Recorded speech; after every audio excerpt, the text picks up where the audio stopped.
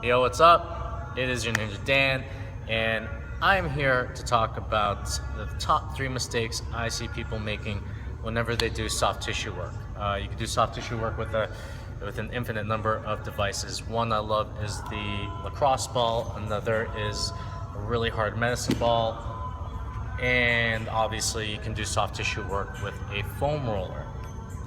Now, one of the mistakes I see people making with soft tissue work or doing a foam roller is really going on a very sensitive area and not allowing their muscles to breathe, not allowing their muscles to relax around the foam roller or lacrosse ball or whatever else you're using. You want to be able to, especially when you go over a sensitive area or quote unquote trigger point, you want to be able to stay on that spot, that very sensitive spot, breathe on it, and relax the muscle around it. Too many times I see people just rolling on foam rollers just almost like for the heck of it, thinking that they roll around and kind of glaze over these spots, then it's going to make a difference. Well, it is not. You want to make sure that you do the foam rolling properly, which is to make sure that you relax the entire muscle on the foam roller. All right, so that's number one. The second thing is actually split into 2 parts. One, this is especially if you're dealing with a very recent injury. When people deal with injuries, they automatically go right to massaging it with a foam roller, lacrosse ball, or whatever else. That's a big mistake, because when you actually get inflammation to a certain area, all the blood is rushing to that area. You gotta allow it to go and do its work and heal the muscle. Now, this doesn't mean that you should stay away from foam rolling altogether, but I would always wait about until your muscles or until your injury is about 80 to 85% to really start doing your soft tissue work, so as to make sure that you don't have any scar tissue that is going to be left there after you have healed. So a lot of times when people go on an injured joint or an injured muscle, they are doing more harm to it than good when they go on it with a foam roller immediately after it's injured. So just avoid that from happening. The other thing is it's almost a split off. When people feel a sharp pain or when people feel injured in a workout, they will go and take either a foam roller or lacrosse ball between their workouts and work on their muscles. You want to make sure that you have to understand the purpose of foam rolling and the purpose of doing a lacrosse ball or any soft tissue work. It's down regulatory. What that means is it's meant to help your body almost relax and recover. Now, I know this seems counterintuitive because we're doing foam rolling before our workouts, but especially if you've been working out or working for like 8 hours sitting in a desk, being highly sedentary, definitely you will get a benefit out of a light session of foam rolling right before your workout.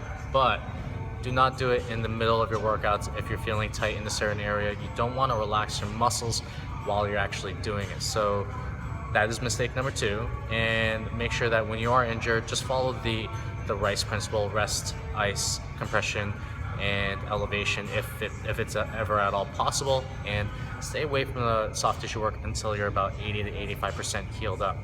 And the very last thing that I see as a big problem with people doing foam rolling is they'll use one implement for almost every single situation. Now, every single one of these are used as tools. You want to make sure you use the tool for the proper application. I would not use a hammer if I'm trying to screw something in, and vice versa. I would not use a screwdriver if I'm trying to hammer something in. It just doesn't make any sense. So when we're going into foam rolling, you got to make sure that we use the big foam roller right here for any generalized area of massage that you want to do. One of the reasons I love the foam roller is because it allows us to really get at certain areas of the body, which is your thoracic spine, your lat, way more effectively than you would if you did a medicine ball or a lacrosse ball. And what foam rollers do is give you a little bit more of a generalized massage around that area. And if we were going to go to a medicine ball is a little bit more directed and slightly more general in terms of a massage than a lacrosse ball. Medicine balls, I'll bring this back. Medicine balls can be used for your glutes, for your IT bands, and even like almost pretty much every part of your leg. your chest, your back, but it will give you a little bit more of a generalized massage rather than this baby right here. This lacrosse ball is more directed. You can actually get into the small little crevices of your body. I know that sounds weird, but just stick with me. You can get into the side of your hip, which is right here, your tensor fasciae lata. You can get behind right here, behind that rear delt, and you can get into a whole host of other areas that a medicine ball or a foam roller just can't do. So the big mistake to avoid is not using one implement, okay? Use them all and make sure you know what you're using them for.